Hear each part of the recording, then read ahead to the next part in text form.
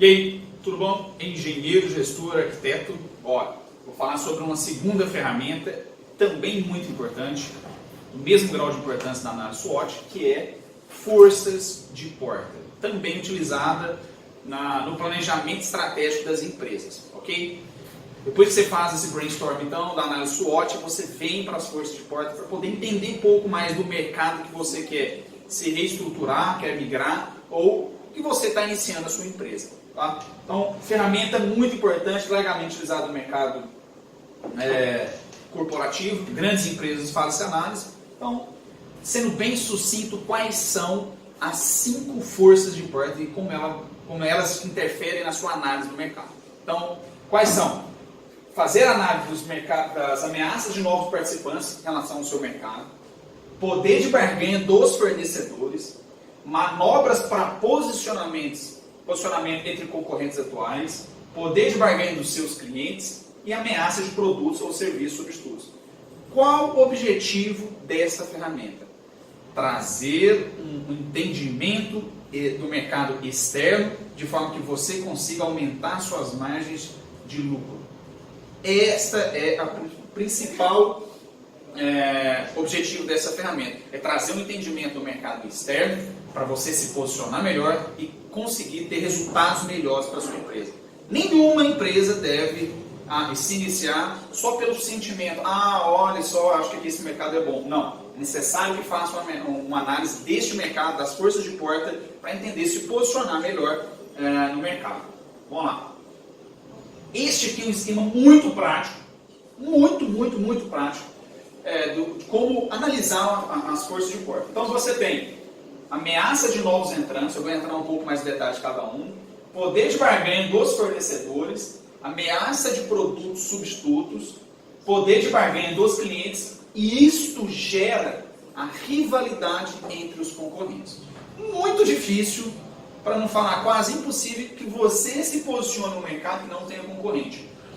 A partir do momento que você se posicionar em um mercado que você não tem concorrente, saiba que você está navegando em oceanos azuis e que sua margem de lucro ela vai ficar lá em cima. Mas 99,9999% das empresas estão aqui dentro. Então é mais fácil de fazer essa análise aqui para dentro da sua empresa. E depois, claro, se vocês conseguirem posicionar onde você não tem, no mercado que você não tem concorrente, saiba que seu resultado vai ser muito maior. Tá? Nadando em oceanos azuis. Então, ameaça de novos entrantes. Vou pegar um exemplo, o primeiro exemplo eu fiz de uma construtora, agora eu quero fazer de um mercado diferente, uma empresa de refrigerantes para poder tangibilizar, tornar mais palpável o seu entendimento também. O que seriam as ameaças de novos entrantes? Né? Por exemplo, qual a força da empresa sobre os demais? Entenda sempre esse conceito, o que a sua empresa tem as demais empresas do mercado. Custo de mudança. Para uma empresa fazer, eu vou pegar alguns pontos só, tá? Para uma empresa fazer uma migração para o mercado de refrigerantes, por exemplo, você acha que é barato? Você acha que é simples? Montar uma estrutura, galpões, estoque, equipamentos, equipe, isso não é simples. Então, isso cria uma dificuldade para as empresas migrarem de setor. Não é simplesmente você e eu falamos assim, vamos montar uma empresa de refrigerante que a gente monta de um dia para o outro. Isso não acontece. Por quê? Existe uma barreira, essa ameaça de novos entrantes, ela pode ser minimizada pelo seu alto custo de mudança desse novo entrante. Tá? Exigência de capital. Então, para novos entrantes, você precisa de muito recurso para poder entrar. E é caro para você entrar nesse mercado. Curvas de aprendizagem. Diferente, por exemplo, para você construir uma obra de uma casa, ou vamos pegar coisas mais simples, né? Para você aprender a fazer projetos mais simples, de uma casa e tal. Para que entrar em um mercado extremamente competitivo, difícil, você demora a ter um conhecimento. Pense, por exemplo, na Coca-Cola. A empresa tem mais de 100 anos. Você não surge assim com uma empresa com alto conhecimento inicial. Muito difícil. Existe uma curva de aprendizado de vários processos e regras de negócio. Acesso a insumos necessários. Olha, ter insumos aqui cria uma dificuldade para os novos entrantes, né? Não é simples, igual a construção civil, às vezes você vai lá e compra materiais simples como areia, pedra, brita, não. Aqui você tem insumos, às vezes, um pouco mais difíceis, tá? Política governamental. Nesse caso não é uma barreira, mas deve ser respeitada as regulamentações de venda, né? Então, isso é uma análise que deve ser feita também. Isso dificulta para os novos entrantes. Ele tem que entender quais são as regras, por exemplo, sanitárias, corpo de bombeiro, as regras de distribuição, né, das áreas, das praças, enfim. E retaliação esperada, né? Quando você entra nesse mercado, um mercado muito competitivo, os novos entrantes acabam sofrendo retaliações aí no mercado.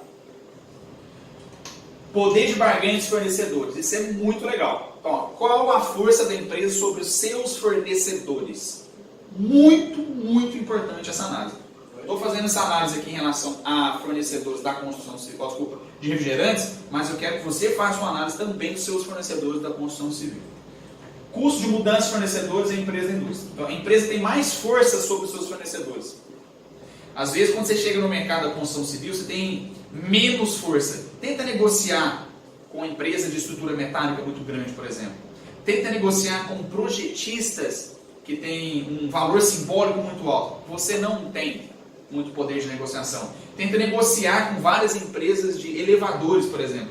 Você tem dificuldade na construção civil. Por quê? Fornecedor tem um poder de barganha muito grande. Eles têm uma força muito grande na negociação.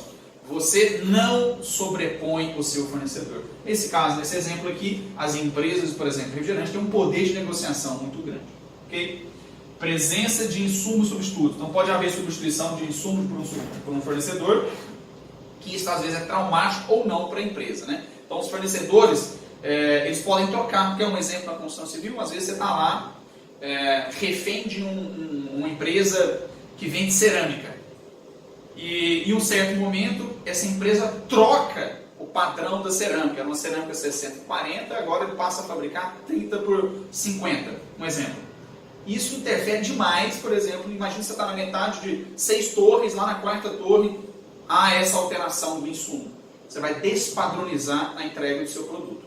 Então, porque você ficou refém da mão de um fornecedor. Concentração de fornecedores. Às vezes você tem vários fornecedores que podem oferecer o mesmo insumo, isso é bom, né? Importância do volume para o fornecedor. Então, às vezes, um fornecedor tem um poder de barganha muito grande, porque ele é responsável pela entrega de 80%, 90% daquele insumo. E isso tira o seu poder de negociação. Isso tira. Neste mercado aqui é muito importante, né? Às vezes você fica muito refém de um fornecedor, porque ele detém a maioria dos insumos naquela região, né? Às vezes você pode ficar refém de um fornecedor de areia, às vezes você pode ficar refém de um projetista, porque ele é responsável por, basicamente, a entrega da maioria dos projetos, às vezes por arquitetos que sabem fazer aprovação na prefeitura, também são fornecedores, eles têm um poder de barganha muito forte. Então é importante fazer essa análise, tá? Deixa eu pegar mais um exemplo aqui. Impacto nos insumos sobre o custos ou diferenciação. O preço dos insumos no produto final é repassar diretamente ao cliente. Às vezes o fornecedor ele tem um poder tão grande, que ele não sofre o prejuízo. Olha, ele já repassa direto para o seu cliente. Então, essas empresas, por exemplo, aço, cimento, essas empresas não tomam prejuízo. Eles têm um poder de barganha tão forte, porque são poucas empresas que fazem, por exemplo, esses insumos, que uma vez que eles têm dessa larga escala, eles nunca tomam prejuízo, porque eles vão repassar. Não prejuízo econômico, eles podem tomar um prejuízo financeiro ou nas suas operações, mas em questão dos seus insumos, muito difícil. Rivalidade entre os concorrentes, vou deixar isso aqui por último. Vou colocar aqui, ameaça de produtos substitutos. Cara, isso é muito legal e é pouco estudado, né? Quando você vai criar uma empresa, criar um novo produto, é importante e extremamente relevante você entender quais são os produtos que ameaçam o seu. Será que existem produtos similares? Será que estão sendo inventados novos produtos? Cara, isso é muito importante, porque às vezes você vai lá, faz um estudo, cria um novo produto, não você lança no mercado, já tem outro parecido. E aí, naturalmente, quando você tem dois produtos muito similares, a tendência é que os dois vão se degradar com o preço e o preço tende a cair. Então é importante fazer essa análise. Olha só, então desempenho do preço relativo aos produtos substitutos. Um produto pode ser substituído por uma mudança drástica de valor. Exatamente isso que eu acabei de falar, né? Às vezes você tem um produto, você entrega um tipo de projeto, você está numa cidade, um grupo de clientes, você entrega um tipo de projeto, quando você vê, você já tem outro projetista entregando o mesmo produto, né? Você gosta de fazer prédios de baixo padrão, alvenaria estrutural, por exemplo. E aí, de repente, quando você acabou de estudar, fez pós-graduação, especialização, entrou nesse nicho de mercado, quando você vê, você já tem 5, 6 empresas trabalhando, entregando o mesmo produto, o mesmo tipo de produto, talvez com um diferencial um pouco diferente do seu, né? Um diferencial competitivo diferente do seu, mas isso joga seu preço para baixo. Então, o segredo aqui é o quê? Blindar o seu produto, criar patente, ter diferenciais no próprio produto, entrega mais rápido, qualidade maior, soluções técnicas melhores. Isso vai tirar a sua empresa dessas ameaças de produtos substitutos.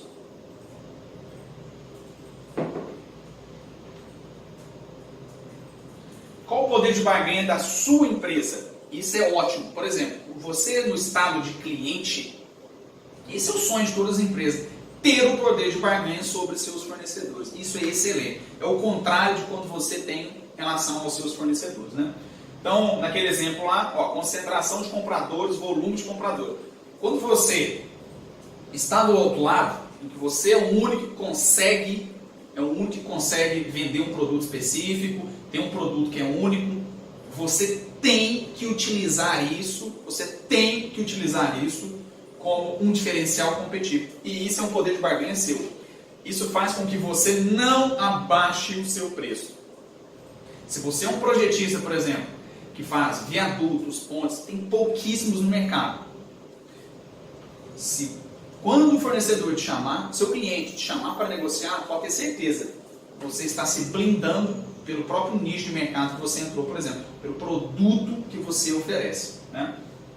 E isso é muito importante para você se posicionar. Bem como às vezes você vai construir um prédio de alto padrão em uma região que não tem. Na hora que o cliente quiser negociar, às vezes você vai falar, olha meu amigo, desculpa, mas é que só existe o meu prédio aqui nessa região e nesse acabamento só eu consigo entregar. Isso faz com que crie um valor simbólico maior para o cliente, né, para o seu cliente no caso, e você tem um poder de barganha sobre o seu cliente. E isso, naturalmente, não reduz suas margens de lucro. Fazendo essas 4 análises aqui, a gente vai fazer então essa rivalidade entre os concorrentes. Qual o trunfo da sua empresa em relação à concorrência? Seus custos fixos, né? O excesso de capacidade, a diferença dos seus produtos, a identidade da sua marca, os custos de mudanças, concentração de equilíbrio, os interesses empresariais. Então, é esta análise que você deve fazer quando se trata das forças de porte. É entender um pouco mais do mercado e a relação da sua empresa para com esse mercado. E o sonho de consumo é o quê? Você se posicionar com poucos. Deixa eu pegar aqui. Sonho de consumo é aqui. Você ter um poder de barganha sobre os seus clientes e uma ameaça controlada do produto entregue.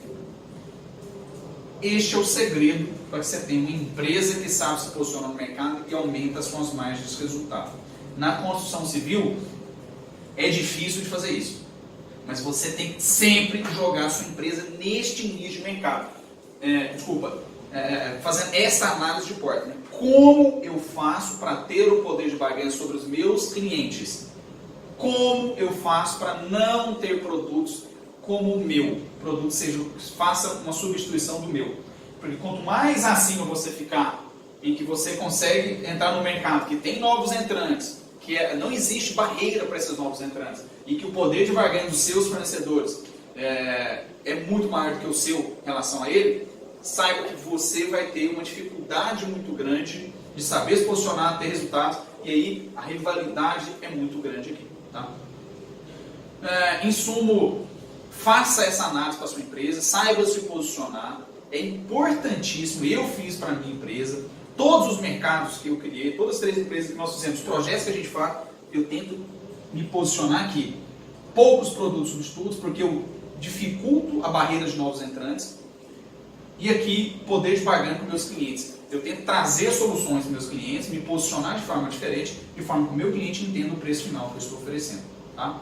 Isso é uma ideologia, isso é uma filosofia de trabalho. Sei que não é simples, vivo essa constante concorrência até hoje. Né? Falo também, participo dos 99,99%, que tem um produto que ainda é competitivo, mas o segredo tem essa filosofia de estar sempre melhor com seus clientes, com seus fornecedores, com seus clientes, e produtos menos que não tenham substitutos. Tá? Faça uma análise da sua empresa, caso você queira me mandar uma mensagem, falar sobre a sua empresa, querer tirar algumas dúvidas, estarei à disposição aqui, ok? Espero que tenham gostado aí, me manda uma mensagem. Valeu, abraço!